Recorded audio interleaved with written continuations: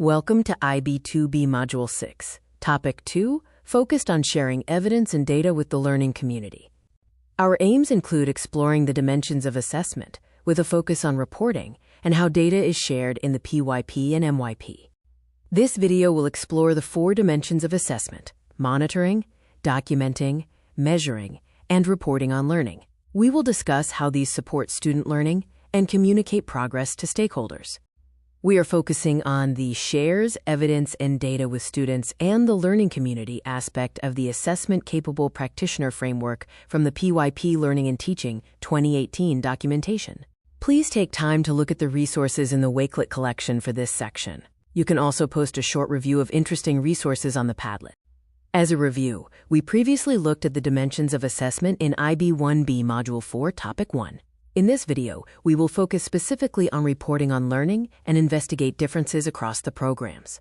This module focuses on the reporting dimension of assessment. We continue to address IBEC learning outcomes related to communicating assessment, monitoring, documenting, measuring, and reporting. The PYP documentation presents the dimensions of assessment as shown here. The size of the boxes reflects the program's emphasis on aspects that provide feedback to the learner. Monitoring learning checks progress against personal goals and success criteria. It is ongoing and occurs through strategies like observation, questioning, and reflection, often referred to as continuous or formative assessment. Measuring learning captures what a student has learned at a point in time. Not all learning needs to be measured, but measurement tools provide data to support a larger picture of achievement and progress. Documenting learning is compiling evidence, which can be physical or digital. This documentation makes learning visible and provides opportunities to reconnect with learning goals and success criteria. Reporting on learning informs the learning community about student progress and achievement. It is a public aspect of assessment, needing careful consideration for transparency. While common principles apply, the MYP and DP have systems for formal grades issued by the IB.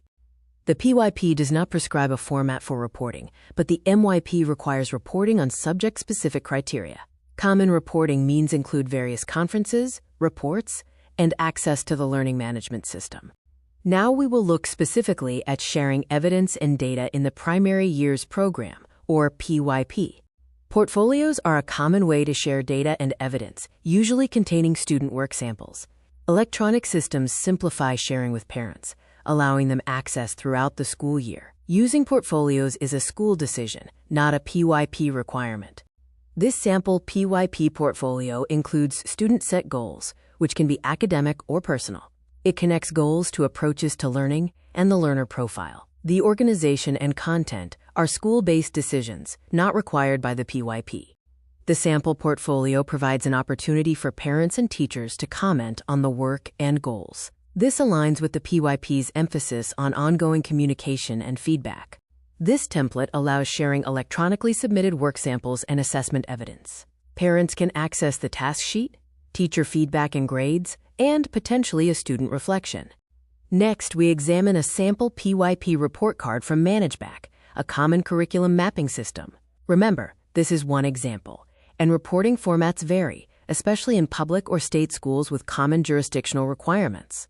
Report cards generally include grade descriptions. This school uses the unique IB 1 to 7 scale for final grades, reporting on both achievement and engagement. PYP schools are not required to use numeric grades, but often do.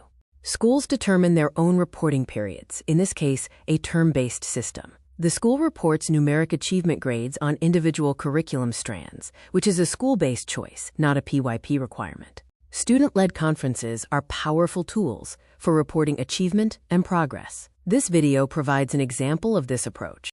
Next, we transition to discussing how evidence and data are shared in the Middle Years Program, or MYP. While not an IB requirement, portfolios are common, and in higher education, they help students reflect on learning artifacts as a whole. This is valuable for the IB's broad learning objectives. Portfolios are used across education levels. In middle school, electronic systems like ManageBack simplify management and sharing with multiple teachers. It makes organization much simpler.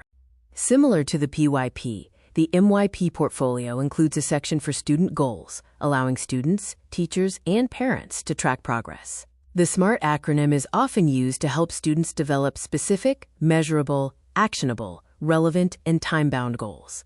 Students can add work samples to the MYP portfolio as evidence. The portfolio can follow the student throughout the 5 years of the MYP and across multiple programs if the school offers them. The MYP has a prescribed assessment system, resulting in similar report formats globally. Schools must report criterion totals to parents, even if local regulations require conversion to different grade scales. This sample MYP report provides an overview of achievement. Many schools include a judgment on approaches to learning skills using descriptive scales, though this is not an IB requirement. MYP subject reports list the 4 subject criteria and their strands. Criterion scores are converted to a 1 to 7 IB grade using grade boundaries, usually reserved for the end of the year. The report also includes IB 1 to 7 grade descriptors and a comparison to the local grading system. While not required, this conversion is often requested by the community, especially for students transferring to non-IB schools. This video shows an example of a typical middle or high school student-led conference, a common practice in MYP and DP schools, where the student guides the discussion about their achievement. This second video demonstrates a different format for student-led conferences, involving all teachers and, quote, trusted adults. The speaker is Dr. Linda Darling-Hammond, a prominent figure in assessment and educational reform. DP schools must report student progress to students, parents, and the learning community. Key practices include timely reporting, clear course selection communication, monitoring and support, and utilizing feedback for curriculum review. If DP schools are accountable to a local grading system, the IB suggests supplementing DP grades with an additional grading scale. This helps meet local requirements while adhering to IB assessment principles. Official conversion charts exist in some countries. Thanks for engaging with this presentation. You will find the videos and links in the Pear Deck presentation for this topic.